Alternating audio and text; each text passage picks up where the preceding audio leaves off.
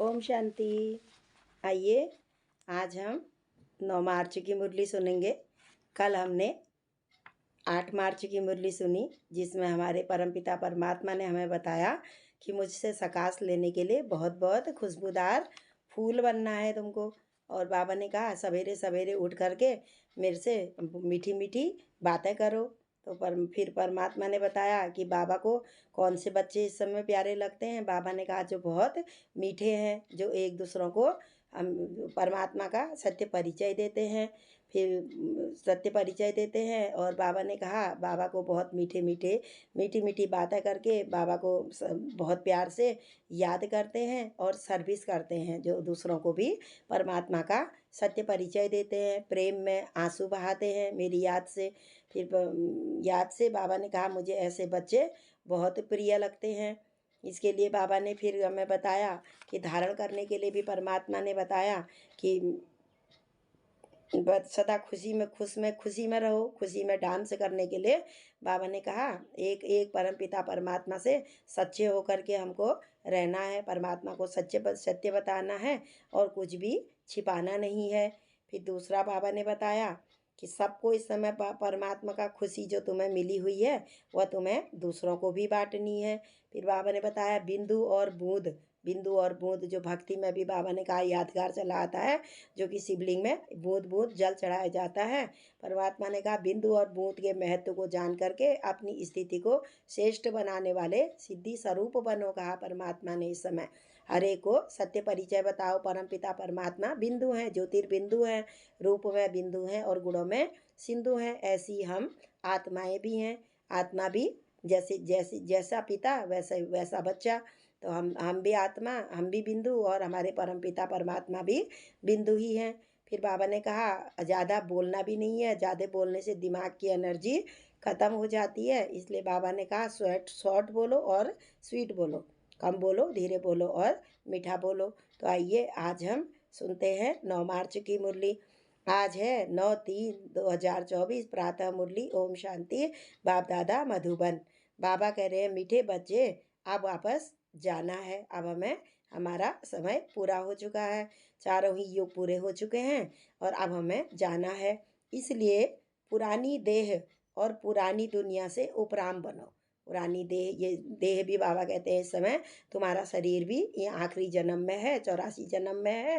तो बाबा ने कहा यह भी पुराना हो गया है और पुरानी ये दुनिया भी पुरानी हो चुकी है। सभी तमो प्रधान स्थिति में है, सभी एक दूसरे को दुखी देते हैं। इसलिए बाबा ने कहा तुम उपराम रहो माने अपने को आत्मा समझ करके परमपिता परमात्मा के संग बुद्धि का तार हमेशा लगाए रहो।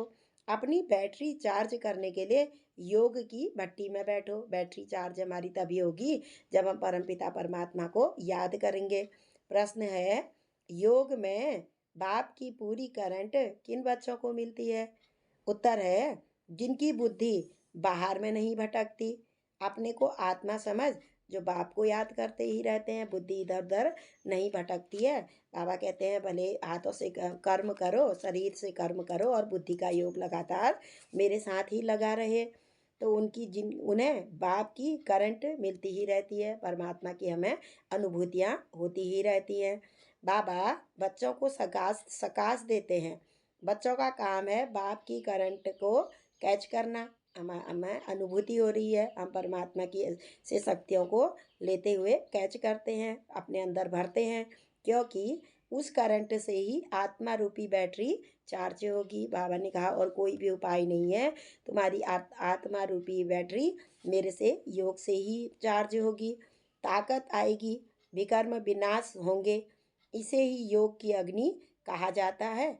इसका अभ्यास हमको करना है कि मैं आत्मा हूँ, मैं परमपिता परमात्मा मेरे प्रेम के सागर, ज्ञान के सागर, आनंद के सागर, शक्तियों के सागर, पवित्रता के सागर हैं और बाबा मुझे हर एक शक्तियों का स्वरूप बना रहे हैं। आज का धारण करने के लिए मुख्य सार है आत्मा को स्वच्छ बनाने के लिए सवेरे सवेरे बाप से सर्च लाइट लेनी है। अमृत बेले उठ करके बाबा से योग लगा करके हमें परमात्मा से सर्व शक्तियाँ लेनी है।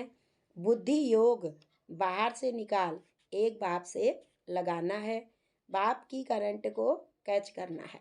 परमात्मा की शक्ति और शक्ति हमें लेनी है, उन्हें हमें अपने अंदर ग्रहण करना है। हम क्योंकि हमारी आत्मा की शक्ति खत्म हो चुकी है। दूसरा है आपस में भाई भाई के सच्चे लब में रहना है। सब हम आपस में भाई भाई हैं। बाबा ने कहा हर एक आत्मा से प्यार करना है, सबको रिगार्ड देना है, सबको रिगार्ड देना है।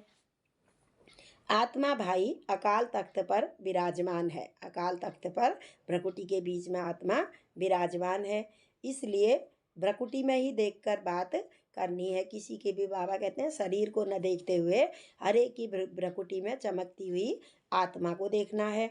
इसलिए भ्रकुटी में देख करके ही बात करना है और ये समझना है कि मैं आत्मा भाई आत्मा भाई से अपने बात कर रही हूँ। आज का मधुर वरदान है बाबा का हम बच्चों के लिए। आप अपने संपर्क द्वारा अनेक आत्माओं की चिंताओं को मिटाने वाले सर्व के प्रिय भव। आजकल के आने के समय में अब भगवान ने बताया है सबसे बड़ी बीमारी है डिप्रेशन की, सर में दर्द। जिससे भी देखो वो सब कहते हैं हमारे सर में दर्द है। तो बाबा ने कहा जो भी तुम्हारे संबंध संपर्क में आती हैं उनकी चिंताओं को मिटाने वाले तुम सर्व के प्रिय भव। हम देवी बनने वाले हैं, देवता बनने वाले हैं, तो हमें सर्व की मनोकामनाएं पूर्ण करनी है, सर्व की चिंताओं को दूर करने का प्रयास करना है। तभी कर पाएंगे जब हमारे अंदर शक्ति होगी। हम तभी दे पाएंगे जब हम अमृत बेला उठ करके परमात्मा से लेंगे, तो तभी हम दे भी पाएंगे। वर्तमान समय व्यक्तियों में स्वार्थ भाव होने के कारण और वैभव द्वारा अल्पकाल की प्राप्ति होने के कारण आत्माएं कोई न कोई चिंता से परेशान है। सबकी चिंताएं अलग अलग हैं।